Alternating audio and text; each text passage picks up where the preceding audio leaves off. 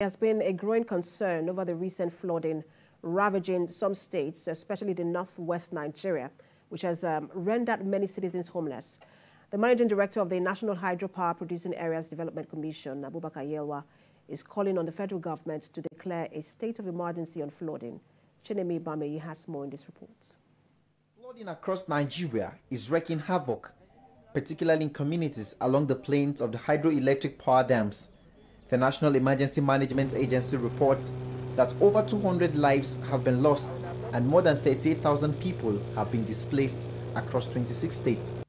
Speaking to journalists at the headquarters of the National Hydropower Producing Areas Development Commission, HYPPADEC in Mina, the managing director, Abubakar Yelwa, said 86% of the destruction so far has been around states under the coverage of the commission, and appealed to the federal government to declare a state of emergency on flooding to mitigate against further destruction. Coupled with the prediction on more flood to come, we call on the federal government to declare a state of emergency on flooding, especially in the HYPPADEC member states. This will reposition relevant agencies and critical stakeholders to not only take proactive measures in containing the devastating effect of the flood, but also remain on the alert to ensure prompt response to possible occurrence in weeks to come. A comprehensive flood management strategy that will enhance the resilience of communities against future flood events is required at both state and federal levels. Mr. Yelwa's concern highlights the urgent need for action, as the continued destruction of infrastructure could lead to even more loss of lives. 3 major bridges on federal highways have been affected, which include Mayo, Kam, and Jalingo Kari bridges in Taraba State, as well as Manyara Bridge at Sabon Pegi, Kwatachi on New Busa Federal Highway. In Benue State, about 634 communities have been affected by the flood and 30,000 farmlands washed away. With the flooding crisis showing no signs of abating, resettlement appears to be the tenable option to protect lives and property. Chinemi Bameyi, TVC News, Mina. And let's take you now to China, where President Bola Tinubu has met with President Xi Jinping at the Great Hall of the People in Beijing.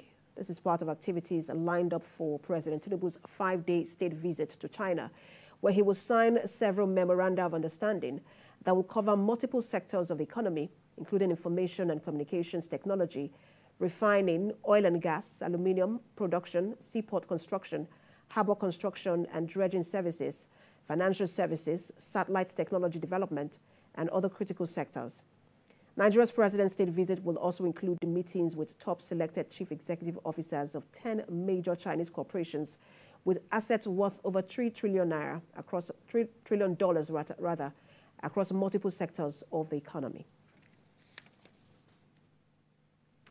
And back here, let's take you to the nation's capital. The Vice President of Nigeria, Kashim Shettima, has re-emphasized that President Bola Tinubu's administration is working to improve the security situation of the country.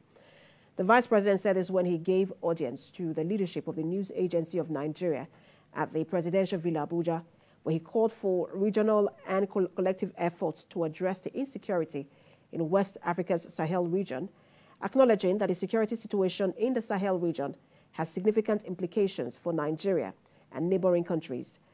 While commending the News Agency of Nigeria for its crucial role in Nigeria's media landscape, Vice President Shettima emphasized the importance of collaborative action and called for wider support for NAN's upcoming international lecture on Sahel security. Earlier, NAN Managing Director Ali Mohammed Ali said the conference is part of the agency's efforts to expand its role beyond news dissemination to actively contributing to national discourse and problem solving. The agency already has spread its tentacle in the process of trying to help achieve the Renew Hope agenda of President Bola Ahmed Tinubu. Part of this strategy is to have also broadcast in the 3 major languages. Already the vernacular, the Hausa side of the News Agency of Nigeria is up and about.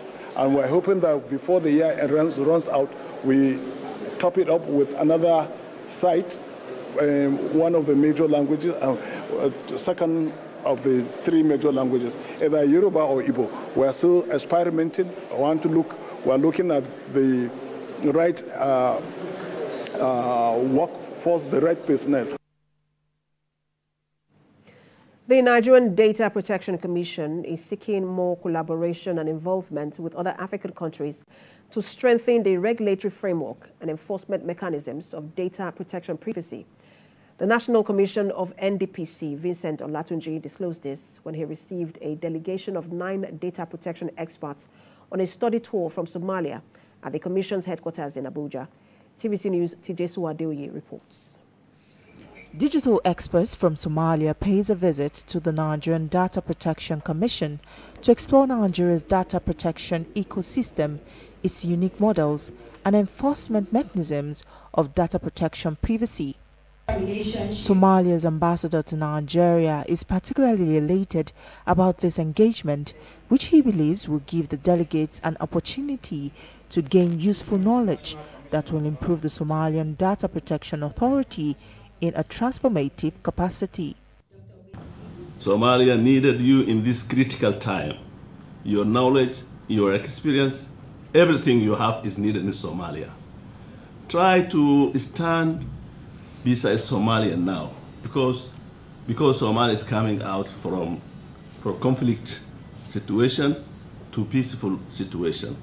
I hope in the coming few years, Somalia will be booming, but we need the knowledge, we need the experience of our brothers in Nigeria. The National Commission and Nigerian Data Protection Commission believes this strategic partnership will help strengthen the bilateral relationship between both countries. And the 5th part of our own pillar is cooperation and collaboration. There is no way you can sit in your country and enforce your law effectively and efficiently. You need to collaborate with other DPAs across the world and all these other bodies like NADPA, like GPA, to learn from them, to share experiences, knowledge exchange, and so many other things. It's not going to be easy, it's going to be rough. And at times we're meeting with a lot of opposition, a lot of resistance, especially those who believe, oh, this is what we've been doing all this while. It must continue that way. For you to be able to convince them that there are new ways of doing things are changing, for them to be part of global, what is happening at the global level, for your country to be respected and be valued as a country that is ready for digital business, they need to change. It is expected that the training and interaction will instill practical knowledge that will be beneficial in implementing data protection and privacy, as well as global recognition. Tijesu Adeoye, TVC News, Abuja.